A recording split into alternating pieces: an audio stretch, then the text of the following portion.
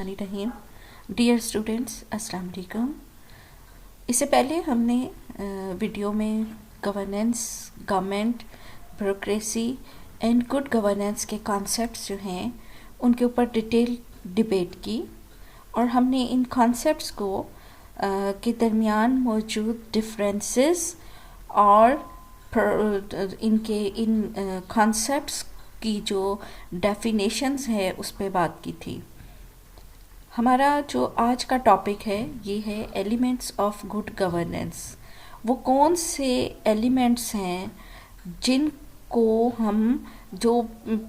हम अगर फुलफ़िल करें एक गवर्नमेंट किसी स्टेट में, तो वहाँ पे जो द गवर्नेंस स्केलेटन है वो कन्वर्ट हो जाता है एक गुड सिस्टम में, एक बेटर सिस्टम में, एक बेहतरीन सिस्टम में, और जो डेवलपमेंट और ग्रोथ है वो वहाँ पे सस्टेन करती है। हमने देखा कि governance and good governance are being increasingly used in development literature. हम इकोनॉमिक्स और जहाँ पे भी डेवलपमेंट की बात होती है, स्टेट की डेवलपमेंट की बात होती है, वहाँ पे हम गवर्नेंस और गुड गवर्नेंस जो है उसकी बात करते हैं। बैड गवर्नेंस, जिसको पुअर गवर्नेंस भी कहते हैं, बहुत ज़्यादा जो है उसकी रूट काजेज़ हैं जिसकी वजह से गवर्नेंस जो है वो पुअर हो जाती है, वो हमारी सोसाइटीज़ के अंदर जो है वो मौजूद होती हैं। जब हम उन ख़राबियों के ऊपर कंट्रोल कर लेते हैं सोसाइटियों में, तो बैड गवर्नेंस ऑटोमेटिकली कन्वर्ट हो जाती है गुड गवर्नेंस या बेटर गवर्नेंस में। हम देखते हैं कि मेजर डोनर्स और जो इंटरनेशनल फाइनेंशियल इंस्टीट्यूशंस हैं वो बहुत ज़्यादा फोकस करते हैं गुड गवर्नेंस के ऊपर, और जो कंट्रीज़ पुअर हैं, जो कंट्रीज़ डेवलपिंग हैं, या जहाँ पे और इंफ्रास्ट्रक्चर किसी वजह से तबाहाल हो गया हुआ है, वो उसको बेहतर करने के लिए जो है लोन फैसिलिटीज़ या फाइनेंशियल असिस्टेंस प्रोवाइड करते हैं। हम देखते हैं कि गवर्नेंस का जो कॉन्सेप्ट है ये नया नहीं है, बल्कि ह्यूमन सिविलाइजेशन में, इवन मोनार्की में भी जो है वो, जब वर्ल्ड में डेमोक्रेटिक गवर्नमेंट नहीं थी और ट्राइबल सिस्टम था या एक सिविलाइज्ड गवर्नमेंट मौजूद नहीं थी, तब भी गवर्नेंस का जो कॉन्सेप्ट है वो मौजूद था, मगर एक डिफरेंट मानों में। हम ये देखते हैं कि गवर्नेंस बेसिकली 2 स्टेप्स होते हैं इस पूरे प्रोसेस के, जिसमें हम देखते हैं गवर्नमेंट डिसीजन मेकिंग करती है और दूसरे स्टेप पे जो डिसीजंस बनाए थे, जो पॉलिसीज़ बनाई थी, उनको इम्प्लीमेंट करती है। फॉर एग्ज़ाम्पल, अगर कोई एजुकेशन से रिलेटेड पॉलिसी बनाई है कि हमने तमाम जो 1 से 14 साल की उम्र के बच्चों को फ्री एजुकेशन देनी है, तो फिर उसके लिए गवर्नमेंट जो है कुछ फंड एलोकेट करती है, पॉलिसीज़ जो हैं में ये सब चीज़ें डिसाइड कर लेती है कि कब, कहाँ, कैसे हमने जो हमारा प्रॉमिस है या जो डिसीजन है for the welfare of the citizen, उसको कैसे प्रैक्टिस करना है, इम्प्लीमेंट करना है, और फिर वो इसको किस तरीके से इम्प्लीमेंट करती है। फिर हम देखते हैं कि गवर्नेंस को हमने डिफरेंट मानों में हम यूज़ करते हैं, corporate governance, international governance, national governance और लोकल गवर्नेंस। जो गवर्नेंस का कॉन्सेप्ट है ये गवर्नमेंट से डिफरेंट है। गवर्नमेंट की जो भी एक्टिविटी होती है या गवर्नमेंट की जो भी परफॉर्मेंस होती है वो बताती है कि गवर्नेंस गुड होगी या बैड। अगर गवर्नमेंट का कंट्रोल पूरे एडमिनिस्ट्रेशन पे है, जो डिसीजन बनाती है वो इम्प्लीमेंट कर रही है, और जो इम्प्लीमेंट कर रही है उसके आउटकम्स फ्रूटफुल हैं और होल सोसाइटी डेवलप कर रही है, उसकी ग्रोथ हो रही है, तो फिर हम कहते हैं कि गवर्नेंस इज़ गुड। और गवर्नेंस जो है वो क्या है, फॉर्मल और इनफॉर्मल इंस्टीट्यूट्स जो हैं उस पर मौजूद होती है, गवर्नमेंट की अपनी पावर इस सोसाइटी पे यूज़ करती है, और इस तरीके से जो है वो होल प्रोसेस जो है वो यहाँ पे हम देखते हैं कि कंप्लीट होता है। गवर्नेंस के कुछ स्टेक होल्डर्स भी होते हैं जो कि अपना रोल प्ले करते हैं, जिसमें पॉलिटिकल पार्टीज, फिर हम देखते हैं लेजिस्लेचर, हमारी जुडिशरी, हमारा मीडिया, हमारी सोशल ऑर्गेनाइजेशंस, हमारी प्राइवेट सेक्टर और हमारी सिविल सोसाइटी जो है, उसके साथ साथ एग्जेक्टिव भी जो है वो रोल प्ले करती है। गवर्नेंस के जो एलिमेंट्स हैं, जो कि हमारा आज का टॉपिक भी है, हम उनको वन बाय वन देखते हैं। Effective and efficient delivery of public services, decent and standard of living for all. फिर हम देखते हैं कि कॉन्स्टिट्यूशनलिज्म होनी चाहिए, रूल ऑफ लॉ होना चाहिए, जस्टिस होना चाहिए, security of persons and property होनी चाहिए, इलेक्टोरल एंड पार्टिसिपेटरी डेमोक्रेसी होनी चाहिए। फिर हम देखते हैं कि respect for humanity and basic freedoms जो है वो फुलफिल होनी चाहिए, transparency, accountability, ethics and integrity हो, इक्विटी हो और इन्फॉर्म्ड सिटीजनरी हो, यानी सिटीज़न फुली इन्फॉर्म्ड हो। अब हम इनको जो है वो डिटेल में वन बाय वन जो है वो देखते हैं। When we talk about participation, whose participation? Participation of all the citizen by both men and women. लेकिन मैं यहाँ ये भी ऐड करूँगी कि men and women नहीं, बल्कि तमाम जेंडर की, इसमें हम अपने ट्रांसजेंडर्स को भी शामिल करेंगे। तमाम जेंडर जो हैं उनकी इक्वल पार्टिसिपेशन होनी चाहिए। और फिर हम ये देखते हैं कि ये डायरेक्ट हो और थ्रू लेजिटिमेट इंटरमीडिएट इंस्टीट्यूशंस के ज़रिए हो या रिप्रेजेंटेटिव्स के ज़रिए हो, लेकिन पार्टिसिपेशन तमाम लोगों की होनी चाहिए।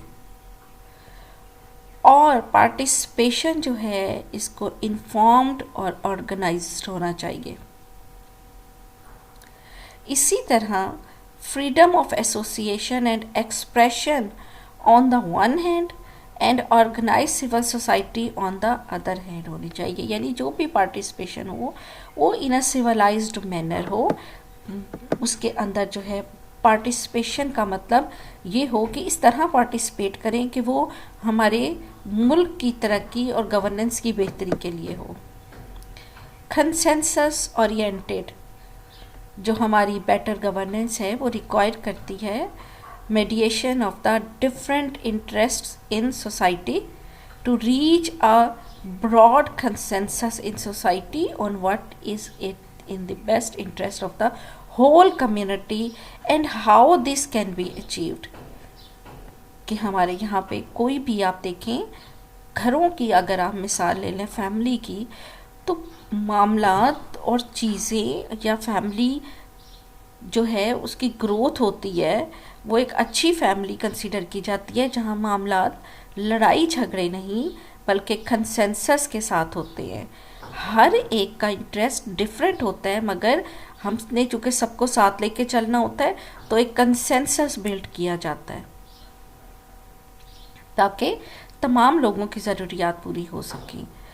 ये जो कंसेंसस ओरिएंटेड सोसाइटी होती है, इसमें रिक्वायरमेंट्स होती हैं a broad and long term perspective हो on what is needed for sustainable human development.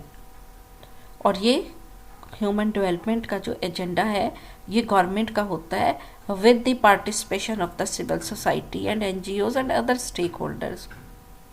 और ये भी देखना होता है कि हमने जो ये गोल हैं ये किस तरह अचीव करने हैं। Next point is accountability. Accountability is the essential part of good governance.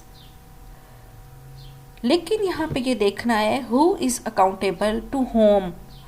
ये डिपेंड करता है कि डिसीजन और एक्शन जो हैं लिए जा रहे हैं आर इंटरनल और एक्सटर्नल टू एन ऑर्गेनाइजेशन और इंस्टीट्यूशन। ये हम पब्लिक गवर्नेंस और प्राइवेट गवर्नेंस दोनों की बात कर रहे हैं। इसी तरह इन जनरल हम देखते हैं कि कोई भी ऑर्गेनाइजेशन या इंस्टीट्यूशन जो है वो अकाउंटेबल होता है to those who will be affected by its decisions और एक्शंस, जो कि इनके जो डीड्स हैं या एक्शंस हैं उनसे अफेक्ट हो रहे होते हैं। इसी तरह ये अकाउंटेबल होते हैं या accountability can be enforced without transparency and the rule of law. हम कभी भी अकाउंटेबिलिटी उस वक्त तक नहीं हासिल कर सकते जब तक ओपननेस और रूल जो लॉ है वो रूल करे पूरे कंट्री में, और अल्टीमेटली तमाम सिटीज़न और तमाम लोग जो हैं वो इस लॉ को ओबे करें जो कि स्टेट में इम्पोज किया जाता है। फॉर एग्ज़ाम्पल कॉन्स्टिट्यूशनल लॉज हों, एडमिनिस्ट्रेटिव लॉज हों या इंटरनेशनल लॉज हों, हम उनको ओबे करें।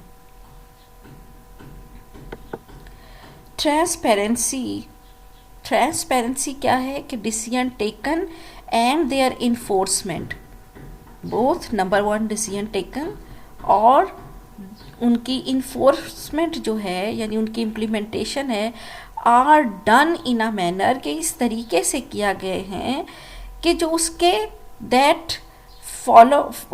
फॉलोज रूल्स एंड रेगुलेशन जो वो फॉलो करती हैं उसको ओपन रखा जाए तमाम लोगों के लिए, इंफॉर्मेशन की फ्री एक्सेस हो, जिसको एतराज़ हो जो हुकूमत के या इदारे के प्रोजेक्ट्स या डिसीजंस को देखना चाहे उसकी उन मालूमात तक एक्सेस हो जो कि शहरियों के लिए ज़रूरी होती है।